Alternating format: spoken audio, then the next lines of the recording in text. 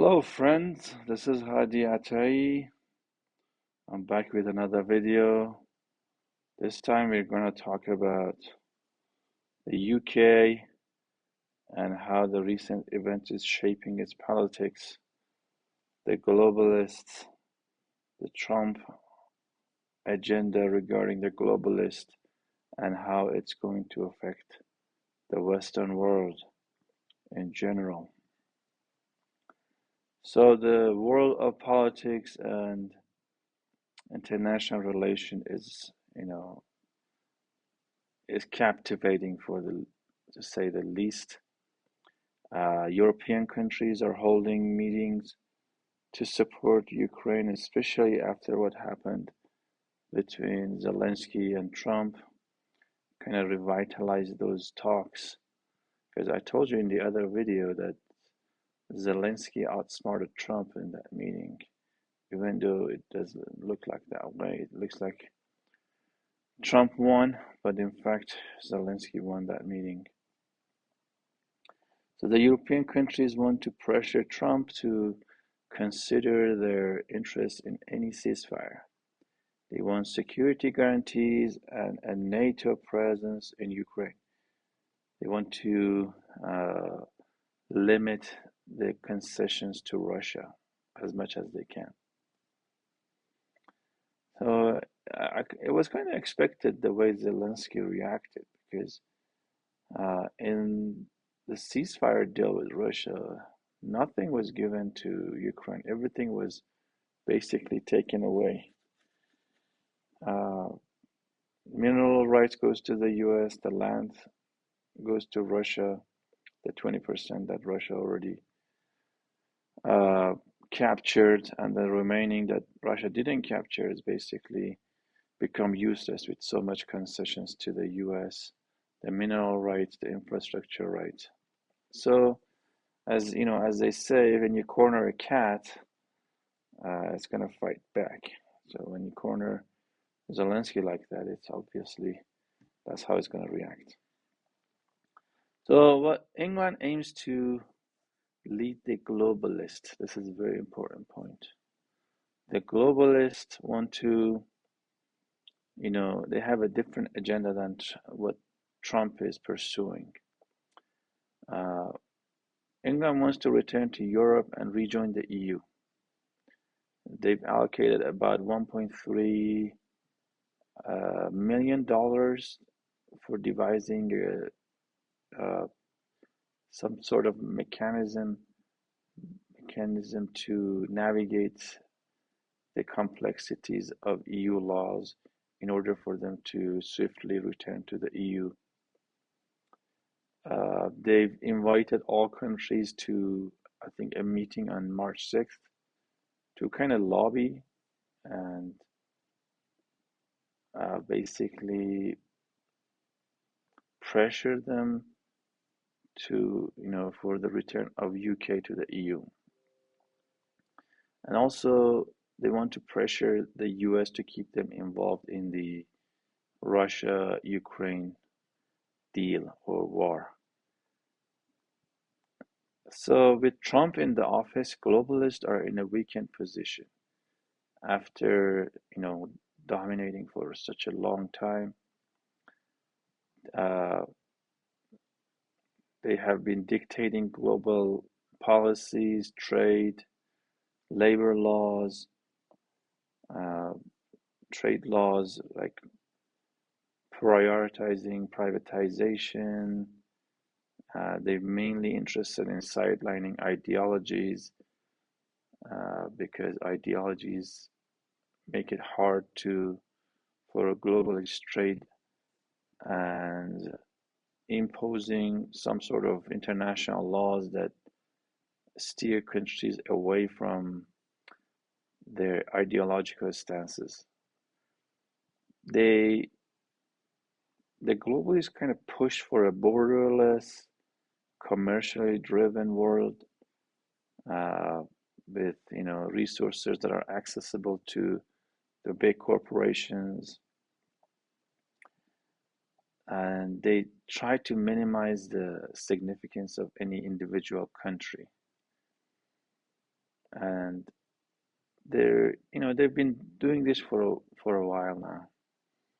You know, we have some international trade agreements such as NAFTA and other, trade agreements that try to make this, borderless world for trade, commercial, uh, commercial world. And they're also like if you want to talk about how Trump is kind of the opposite side of this globalist movement. You see his stances on, the international organizations. He wants to weaken the globalists by withdrawing from like organization like the UN and treaties like the Paris Treaty, Paris Agreement. He aims to invalidate them by, first of all, pulling out from these agreements and also as much as he can, in addition to remove fundings from the US for these institutions.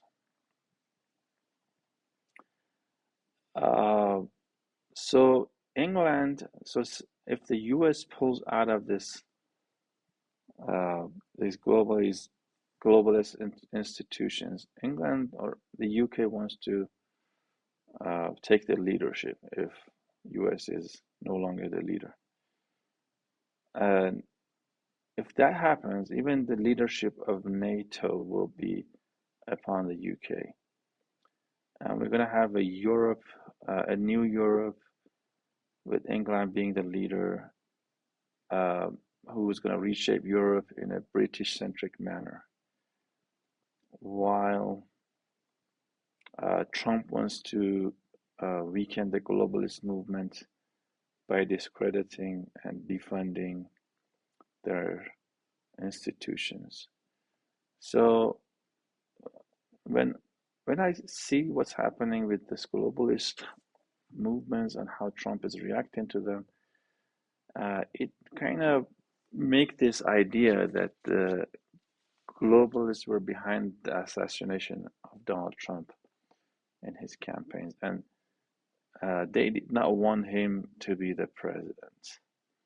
I'm not saying that this necessarily makes him a good person or a bad person, but I'm just saying that his agenda is against the globalist. Uh, he's also Trump is also seeking to revive the Nord Stream 2 pipeline to bring Russian gas to Europe. That is potentially going to cause Germany to shift away from the globalists, because that's going to be convenient access to Russian gas for Germany. A competition has started in Europe between globalists and the far right, uh, which is going to basically offer Germany and also France incentives that could tempt them to join the far right, anti-globalist countries.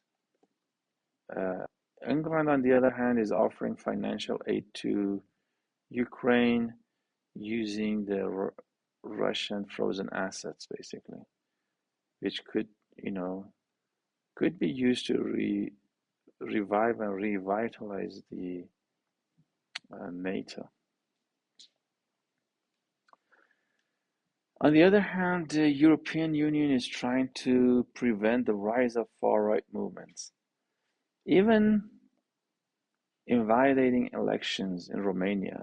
As you saw, the reason that was used as a pretext for invalidating the election in Romania was pretty funny, because uh, it was essentially the candidates being pro-Russian or support Russian invasion, or uh, on the essentially being supporting Russia.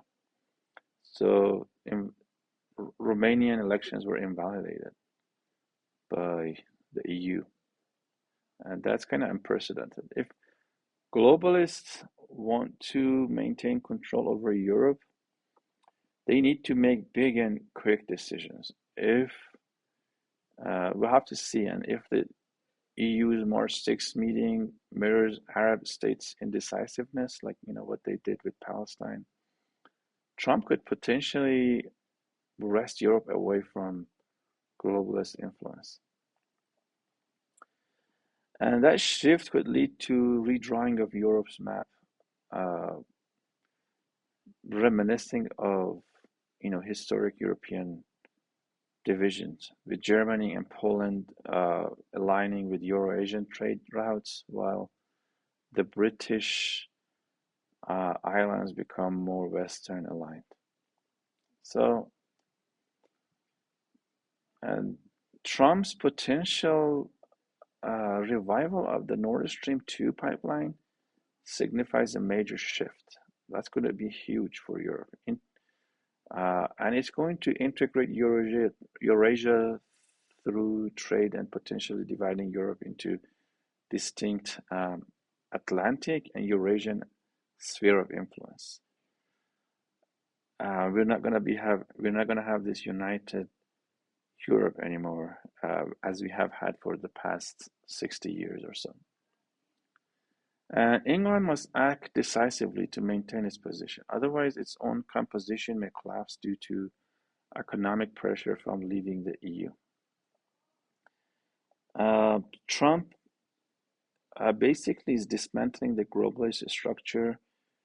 He's targeting institutions and figures, which leads to the thought that there may be an attempt on his life. As I said, the assassination and his campaign were most likely, we can derive that it was most likely supported by the globalist movement. So stay tuned. Make sure you like and subscribe. I'll be back soon with another analysis. Take care, guys. Bye. Thanks for tuning in.